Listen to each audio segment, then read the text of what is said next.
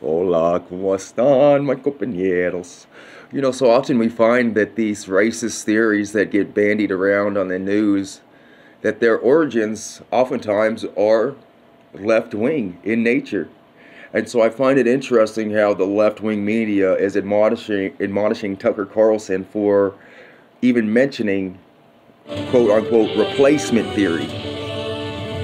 So what do you do with a racist theory chanted by white supremacists, embraced by killers, used for hate for generations? Well, if you're Tucker Carlson, you embrace it. Again. So let's say, okay, Tucker Carlson embraces such a racist theory. Let's see if we can find the origins of this theory. Right here, I'm about to go to the Brookings Lab YouTube page. The Brookings Institute is a left-wing think tank. And this particular video was posted in 2015, whenever they were very much anticipating on seating Hillary Clinton and really seeing a blue wave. But let's hear what the Brookings Institute has to say about quote-unquote replacement theory.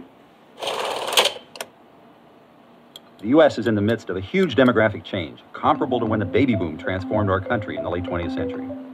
In my book, Diversity Explosion, I write about how this time the demographic force is the growth of new minorities, especially Hispanics, Asians, and multiracial Americans.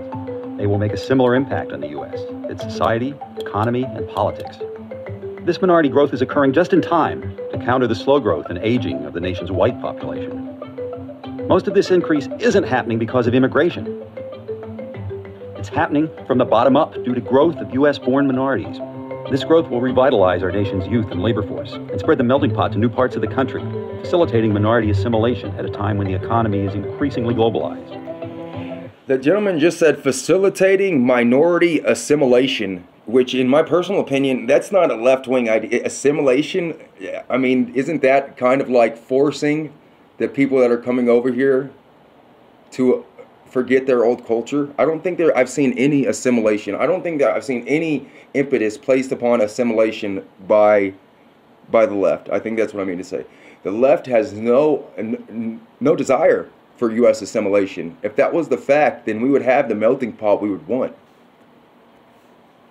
Minorities, particularly Hispanics and Asians, are dispersing throughout the country. Minority populations aren't just growing from within, they're blending. Multiracial marriages in the middle of the last century were less than 1% of the population. Today, they comprise nearly 10% of all marriages, and more than 15% of all new marriages. Then how are we a more racist country than we ever have been? Does this not mean that we are more racially integrated than ever? And I personally have a very high affinity towards interracial couples and interracial offspring. I really do feel like they have just the best genetics. They're multiracial. These shifts have not only cultural implications, but political ones. One particularly salient example is that minorities overwhelmingly vote Democratic. See, this is racist. When you say that demographics equals destiny, that's racist. When you say that there's no such thing as a black conservative, that's racist. And it's bigoted. It's small-minded. It's very left-wing. Appears only to be increasing and will undoubtedly reshape politics in America.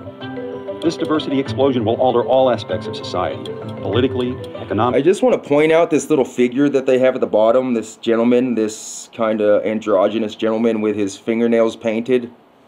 And purple hair. The United States is on the cusp of great change toward a new national demographic transformation in the 21st century. So this replacement theory that they've been assaulting Tucker Carlson for even mentioning, I think is extremely valid, and it's been presented on both sides of the aisle as a pro and a con.